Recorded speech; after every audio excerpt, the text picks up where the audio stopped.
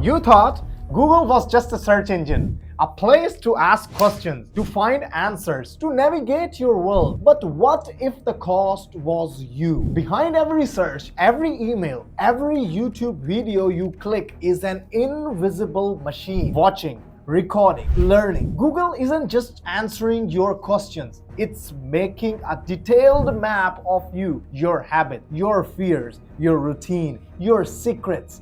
We were told it was free, but behind the clean design and a colorful logos is one of the most powerful data collection network in human history. This is not just about ads, it's about control, about the system that knows you better than you know yourself. Despite offering these free services, Google market cap is over $2 trillion. How is that even possible? So if the product is free, then who is the product? Throughout this documentary, I will uncover the truth behind these so-called free services that are anything but, how your data is being collected, used, and sold, all without you even realizing. In 1995, two students met for the first time at a university called Stanford in California. Their names were Larry Page and Sergey Brin. Back then, the internet was a big mess. There were billions of websites, but it was hard to find what you were looking for. It was trying to find like something huge in a crowded mall. Larry had a great idea. He thought, what if we ranked websites by how many websites talk about them? Imagine in school, if a lot of people are talking about one book, it's probably the best one, right? That's the idea of Larry and Sergey used to create their tool. They called it PageRank. It worked by counting how many websites linked to a page. The more links, the more important the website was.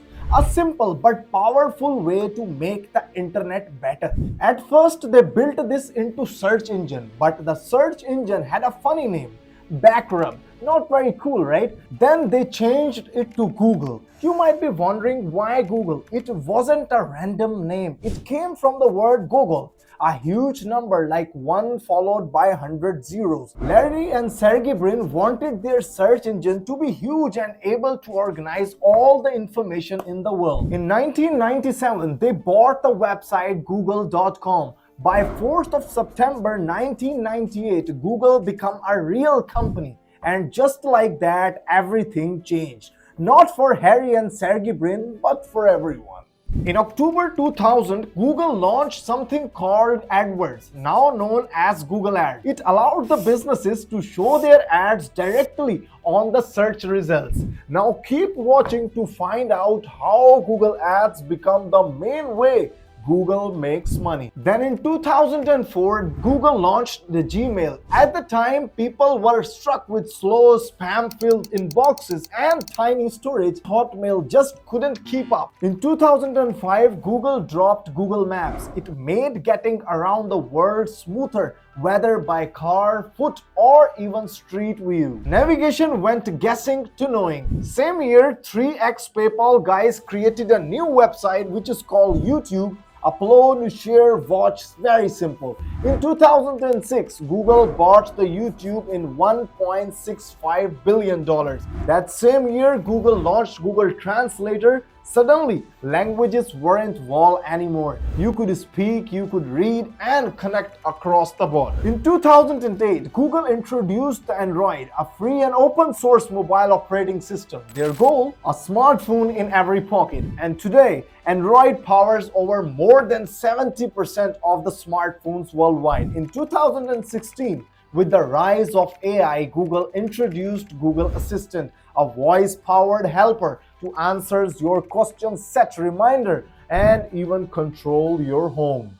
Google didn't just stop at search ads or software, it pushed into hardware and brought its technology right into our home. In hardware, Google launched the Google Pixel, a smartphone with one of the smartest camera on the market. Next, Google launched the Google Nest devices, a collection of smart devices like doorbells, thermostats, making our homes more connected and convenient. These devices didn't just make life easier, they brought Google Google closer to our personal spaces.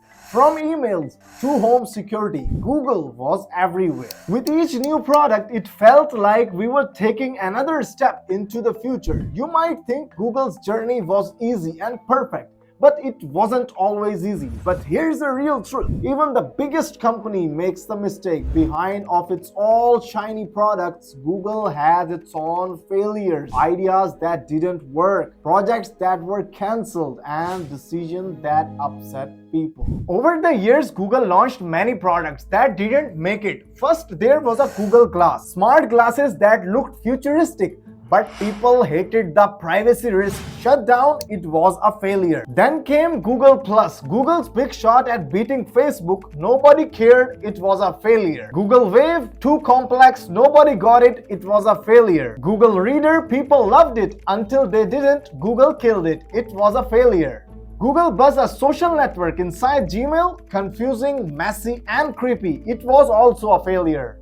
Google Lively, a virtual platform nobody visited, dead in 5 months. It was a failure. Google Health, too early, nobody used it, gone. It was a failure. Google Notebook, cool idea, poor execution, replaced by Google Keep. It was a failure too. In total, Google has failed with over 200 products over the years. Google earns money from many sources. Number one is Google Search, the biggest contributor. $198 billion, approximately 57% for Google's revenue. When you search on Google, you will often see sponsored ads, links from companies who pay to Google to have their website shown at the top of search results. For example, if you search for buy running shoes, you will notice some of the results labeled with ad. This means those companies paid Google to be at the top of that specific keyword. It is actually the first massive source for Google's revenue. The second largest contributor to Google's revenue is YouTube advertisement, generating approximately $36 billion. Accounting for around 10.3%. These ads earn money to Google every time you watch them or click on them, and the part of money goes to the content creators as well. You watch a YouTube video and ad plays, and that's how Google earns money from the content you consume. Ranking third is Google Network, which brought in approximately $30 billion, contributing about 9% to Google's overall revenue. The Google Network includes various websites and apps where Google places the ad. These are not owned by Google but allows the company to place the ads on their platform. For example, if you are reading a blog and see an ad for a new phone, that ad came from directly Google Network. So both the blog owner and Google makes money from it. In fourth place are Google subscription platform devices, generating approximately $40 billion, accounting for almost 11.5% in company's total revenue. This part of Google businesses includes things you pay directly from products to subscription. Google sells products like Pixel phones, Pixel Buds, and Nest smart speakers. It also provides the paid services including Google Play Store, apps, games, movies, and books. In-apps purchases on Android, YouTube Premium, no ads, offline videos, YouTube Music, Google One with extra cloud storage. Fifth on the list is Google Cloud, contributing $43 billion, making up approximately 12.3% of the total Google's revenue. Google Cloud is a significant revenue source, making the money in two ways for Google. One, businesses pay to Google to store their data and run apps on Google powerful servers. Number two, Google offers tools for developers to build and run apps with the companies paying to use them. At number 6 are Google Other Bits, experimental ventures that collectively added approximately $1.6 billion to the company's revenue. Google earns from Other Bits investments and partnership in projects like self-driving cars, health, internet, and smart devices. At number 7 is hedging, contributing approximately $0.2 billion to Google's overall revenue. This is like insurance for investments. Google hedges the risk by making the smart investment in stocks, currencies, and commodities. But where where does that money go? As Warren Buffett said, the rich invest in time, the poor invest in money. And Google, it invests both in time and money wisely, making sure its revenue streams flow in every direction. Google isn't just a search engine, it is a tech giant constantly evolving. Every year, Google invests $40 billion into research and development projects to stay ahead of the curve. This includes making AI smarter and expanding its cloud services. Google also powers its ecosystem by buying companies like YouTube, DeepMind, and Fitbit, improving existing products and adding the new ones. Plus, it's working on quantum computing, which could change the way we use the technology in the future. On the top of this, Google continues to enhance its ads and search engine to help people what they find quicker. And to make everything run smoothly, Google spent $44 billion on sales, marketing, and admin team. In tech, search doesn't happen overnight. Google constantly invests and shows its commitment towards growing no matter what challenges they face. In 2024, Google earned $350 billion, marking a 14% increase from 2023. Their operating income grew to $112 billion, a 33% rise from previous year. Even more impressive, Google net income reached $100 billion, reflecting a 36% increase from last year. So what is the real genius behind Google's success? It's not just about their products or ads. Google has figured out how to give you free stuff, then get you to pay for more. When you think something is free online, chances are it's not really free. Services like Gmail, Drive, and Maps don't cost you anything upfront, but there is always a paid version with additional features. This is Google's free with paid extras model. You can get the basic services for free, but if you want more, whether it's extra storage, advanced tools, and ad-free experience, you have to pay for it. This model has become a key strategy for the tech giants today, and Google is one of the best at it. People start using these services for free, and once they are hooked, they are more likely to pay for an extra benefit. Here's an interesting part. 97% of the people uses Google for free, but despite offering all these free services, Google profit keeps climbing. Now let's talk about what's really happening behind the scenes. It's not just about offering free services, it's about data collection. So you are not the customer, you are the product. Every time you search, send an email, watch a YouTube video, Google gets to know you better.